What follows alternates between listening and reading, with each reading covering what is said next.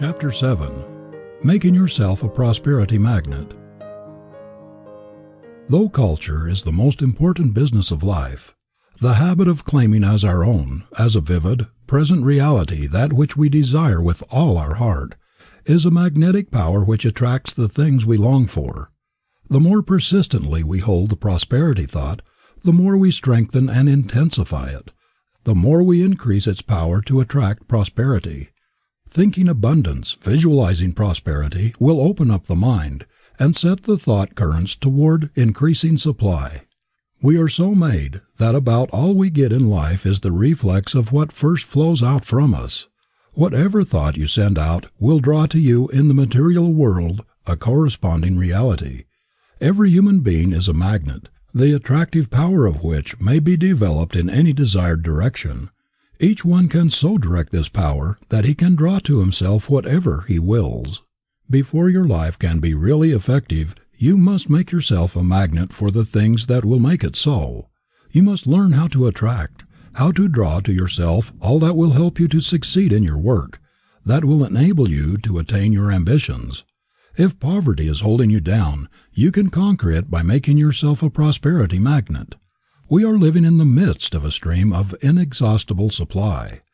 It is one's own fault if he does not take from this stream whatever he needs.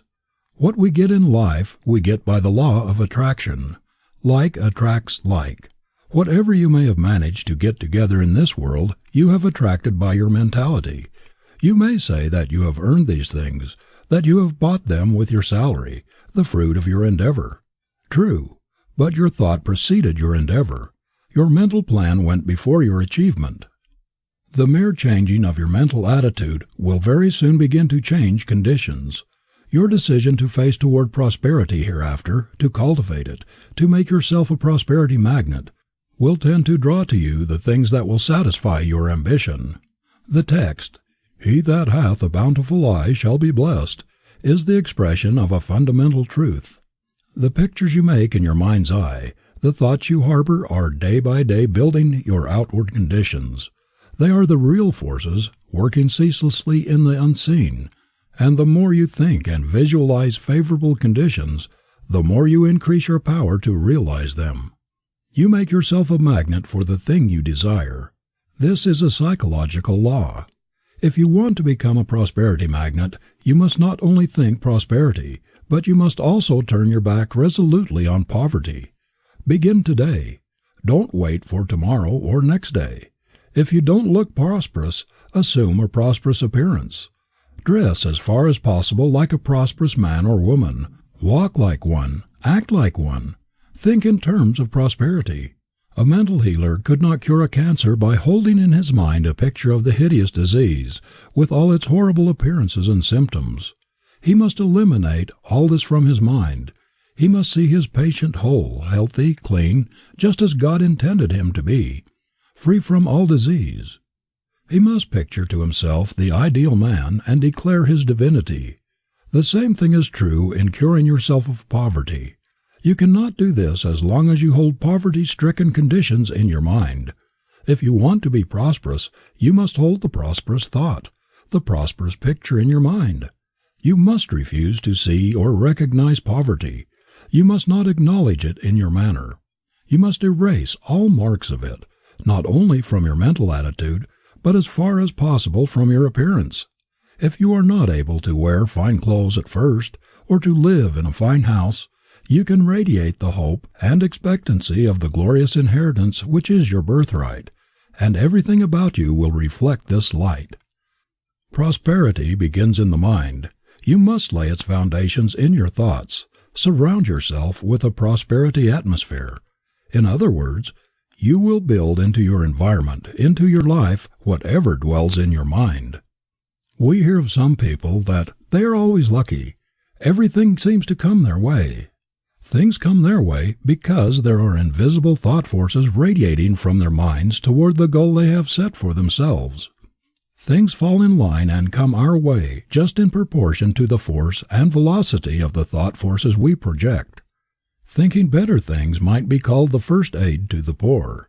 To picture yourself as prosperous, living in a comfortable home, wearing good clothes, surrounded with the refinements of life, in a position to do your best work in the service of mankind, this is to put yourself into the current that runs successward.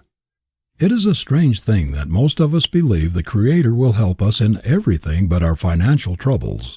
We seem to think that it is in some way almost sacrilegious to call upon Him for money to meet our needs.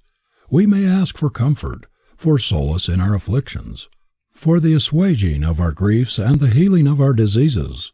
But to implore God to help us to pay the rent, to pay off the mortgage on the home or the farm, does not seem quite right. Yet we know perfectly well that every mouthful of food we eat, the material for the clothing we wear and for the houses we live in, every breath we breathe must come from this divine source of infinite supply. If the sun were to be blotted out, or to cease to send its magic rays to the earth, in a few days there would not be a single living thing on the globe. Not a human being, not an animal could exist without it. Not a tree, not a plant, not a flower, no fruits, no vegetables, no grass, nothing green. No vegetable life would be possible. Without the sun's energizing power, all life would cease on this planet. It would be as cold, barren, and lifeless as on the moon. The Creator is the builder and provider of the universe.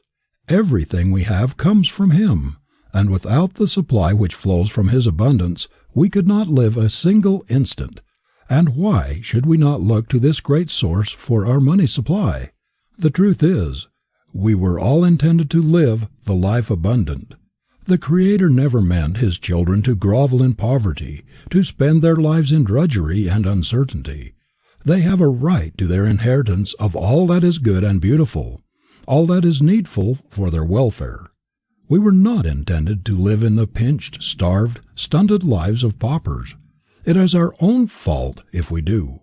The door to opulence is open to every human being born into this world, and no one but himself can close that door. No human being can shut out the lowliest child that is born from his divine inheritance. The only real poverty is in the mind, and no one can control one's mind but himself. Never for a moment harbor the thought that anything can come to you but prosperity, for this is your birthright, and because it is, you should demand it.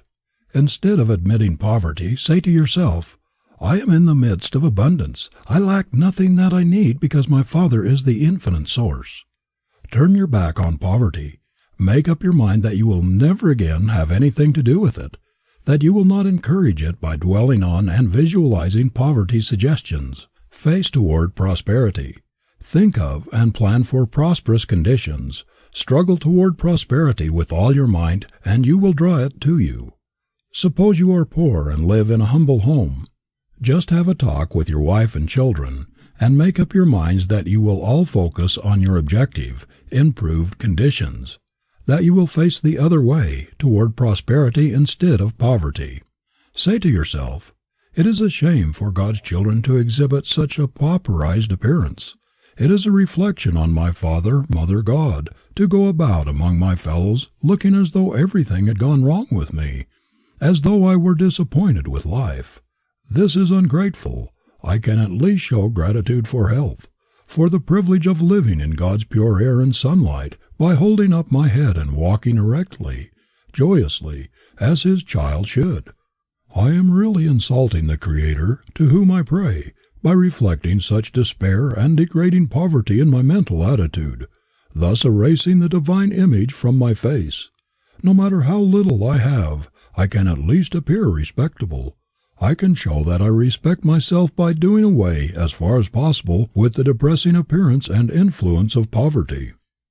Tidy up your home and make it as neat and cheerful as possible. Do the same with your dress and general appearance. Keep yourself better groomed. Look up, brace up, brush up, struggle up. Surround yourself with an atmosphere of hopefulness and show everybody by the new light in your eyes, the light of hope and expectancy of better things, that there is a change in you. Your neighbors will notice. They will see a change in your home, in your wife, in your children. The change in the mental attitude of yourself and family through facing toward the light instead of darkness, toward hope instead of despair, will make a tremendous change in your whole outlook on life. In this way, you are making yourself a prosperity magnet. You are radiating thought waves of hope, of ambition, of determination. Your new mental attitude is expressed in an erect, manly carriage, in squared, thrown-back shoulders, in a neat, clean appearance, even though the clothing may be old and threadbare, in a winning, forceful, magnetic countenance. You are thus establishing the conditions of success. The positive prosperity thought flows out like wireless current and connects itself with similar thought currents. Hold the prosperity conviction. Work steadily toward your object. See opportunity and success in your vista. Determined to be somebody. Hold firmly to the resolve, and your mentality will direct the invisible magnet of your personality to lift you higher and higher, to attract toward you others who will help you in the direction in which you are moving. If you want a better position, more salary, more money to pay off debts, or to get what you need, whatever it may be, cling with all the power of your mind to the thing you are trying to get, and never for a moment doubt you will get it. You do not inherit poverty, squalor. Lack and want have nothing whatever to do with God's children. Your inheritance is divine, grand, sublime. Poverty is a mental disease, and you carry the antidote to its poison in your mind. You owe it to the One who has given you life, health, who has given you brains to make something of yourself, to improve your situation. As long as you keep yourself saturated with the poverty conviction, you cannot rise out of poverty. You must think yourself out of it. The Lord is my shepherd, and I cannot want. Hold that thought firmly and steadfastly in your mind. Believe it. Live up to it. Abundance will never flow through pinched, doubting poverty thoughts, any more than clear crystal water can flow freely through foul, grease-clogged pipes. A right viewpoint must be your mental plumber to keep the connection open and free. Things of a kind attract one another. The poverty thought attracts more poverty. The fear thought more fear. The worry thought more worry. The anxiety thought more anxiety. On the other hand, the faith thought, trust thought, and the confidence thought attract things like themselves. Poverty is a disease that can only be cured by prosperity remedies. The prosperity thought is the natural antidote for the poverty germ. It kills it. The poverty thought cannot exist in the mind at the same moment with the prosperity thought. One will drive out the other. It rests with you which one you will harbor and encourage. Cling to the consciousness of your oneness with the all-supply. Keep the supply pipes between you and the infinite source of all good always open. Don't pinch them. Don't cut off the supply by limiting poverty thought, the doubt thought, the fear thought, the worry thought. Keep your supply pipes open by great faith in your Father, Mother God, who is more solicitous for your welfare than any human parent could be. Hold fast to the anchor of your union with the infinite life.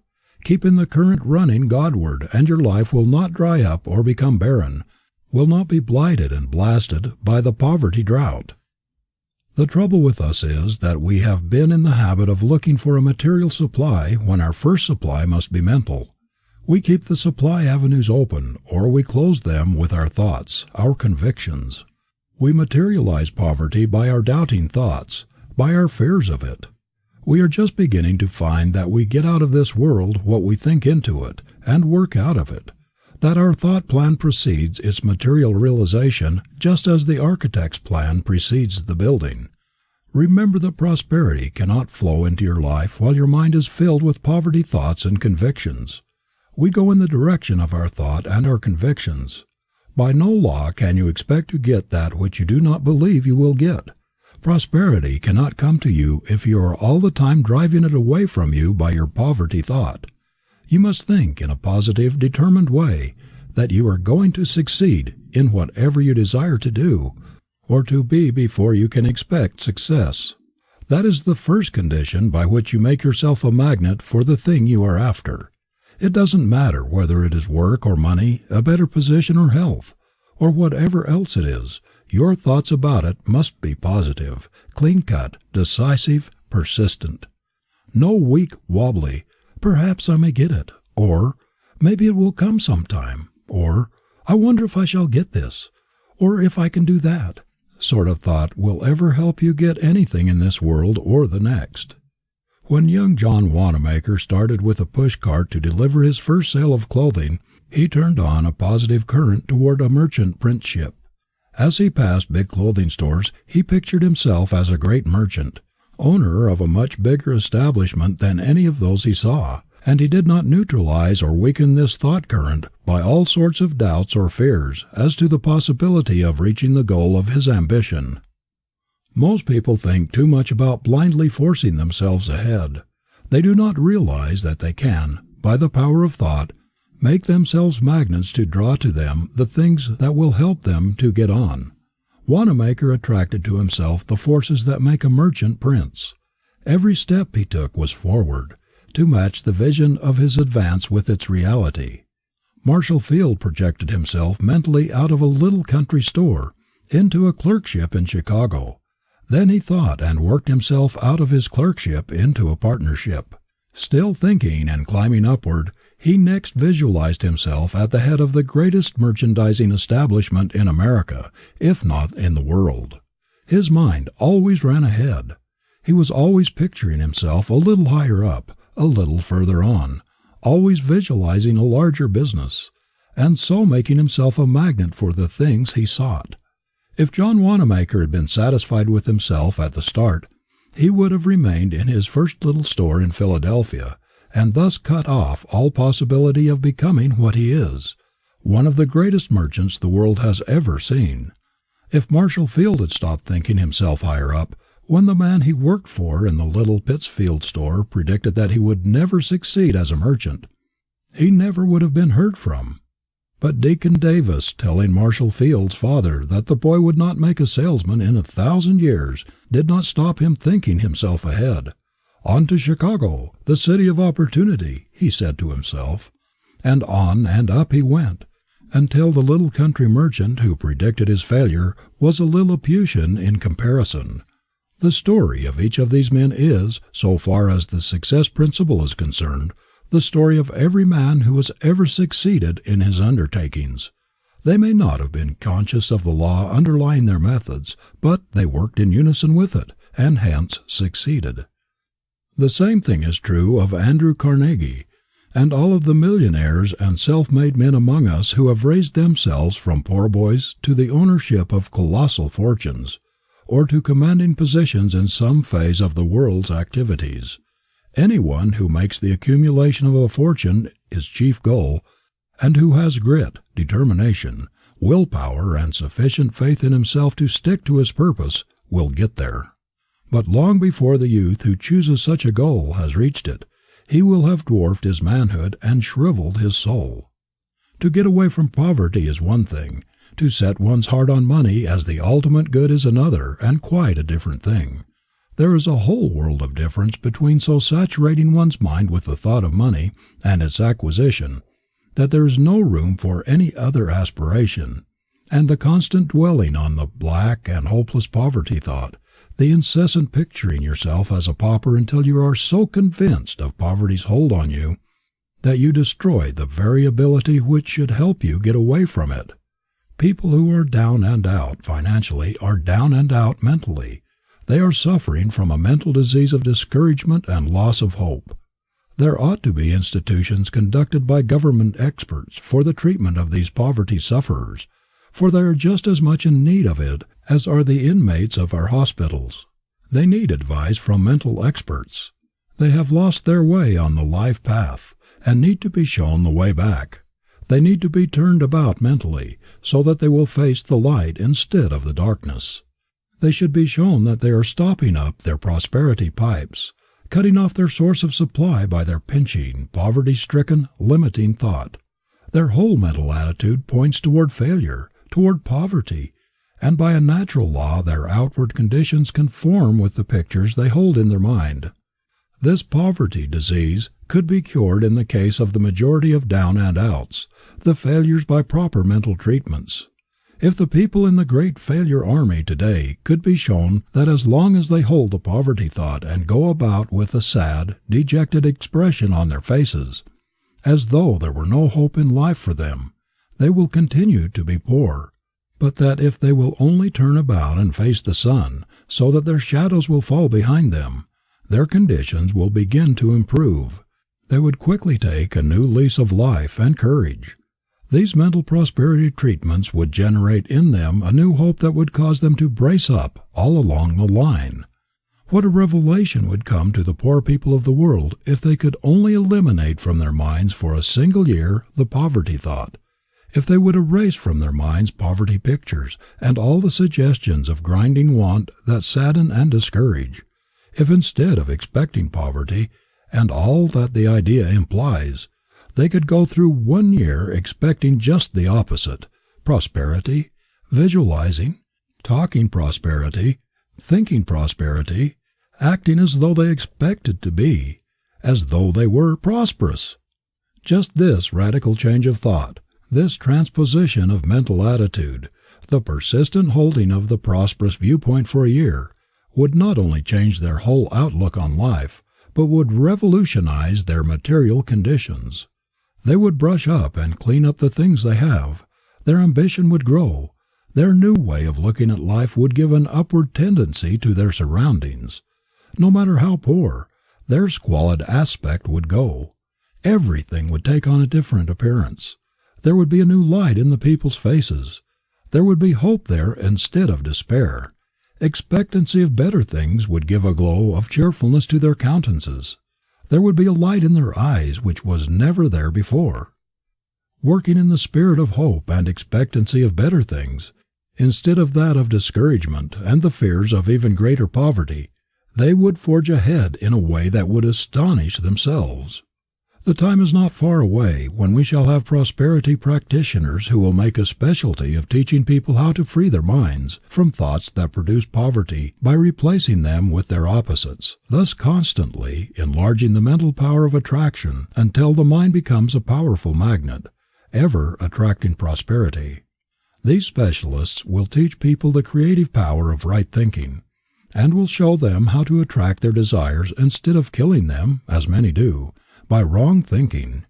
Clergymen of the future will do much toward eliminating poverty from among their people by instructing them to turn their backs on it and to face toward prosperity. They will teach them how to draw to themselves the sunlight of prosperity. The cure of physical disease is effected by arousing the curative, restorative forces within the individual. These are brought into operation largely through faith in the physician, in the remedy, in the healer. The healthful mental attitude thus created overcomes the disease. The cure of poverty is usually a mental disease, is effected in a similar way. The sufferer must first of all have faith in the great physician of the universe. When that is fully and firmly established, there will be no difficulty in flooding his mind with the prosperity thought, the thought that our Father Mother God is the author of abundance, the author of all wealth of the earth, that He is infinitely kinder and more solicitous for our welfare than the fondest mother could be for her child. We have not yet tapped the possibilities of any part of the world's resources. Every inhabitant of the earth today is treading on secrets which would emancipate man from drudgery and allow him to live happily instead of merely to eke out a wretched subsistence as he has done up to the present. Hitherto, in the great majority of cases, we have barely been existing on the husk of things. Now we are beginning to taste the kernel, because we are coming into a knowledge of the powers locked up within ourselves, and also of the illimitable supply of God's abundance. Here and there, people are mastering the law of opulence. They are demonstrating that they can conquer poverty by making themselves prosperity magnets. That is, by thinking and working in conformity with the law of opulence, of abundance. It is monstrous that so many of God's children are starving right on the shores past which the stream of inexhaustible plenty flows, a stream laden with all the rich things of the universe. There is no excuse for the horrible misery and suffering that exist in our midst. There is no reason why the children of the King of Kings should be harassed and tortured, driven into premature graves by poverty, for the Creator has produced enough to make every one of His children rich, to give them an abundance of all they need. There is no necessity for those who have inherited all the good things of earth to remain poor. The very structure of the human machine indicates that it was intended for the best, that it was planned for comforts, for luxuries, and not for poverty-stricken conditions. If we could only realize the far-reaching influence of always expecting the best to come to us, always expecting opulence, success, we would never allow ourselves to be dominated by the black pictures of poverty and failure. If everyone who was suffering from the limitations and humiliations imposed by a grinding poverty would proceed to establish the prosperity habit along the lines suggested, they would, by continually holding the prosperous thought, convince the subconscious self that we were made to be successful, that prosperity belongs to us. We should soon sight the millennium. When we affirm our divinity and claim our heritage, when we realize that our birthright keeps us in touch with the very source of all supply, when we know that it was never intended that God's children should be poor or go hungry, that it was never intended that they should live in poverty-stricken conditions, then we shall have struck the very basic principle of prosperity. Hold the victorious attitude toward life and you will overcome all unfavorable conditions. End of chapter 7.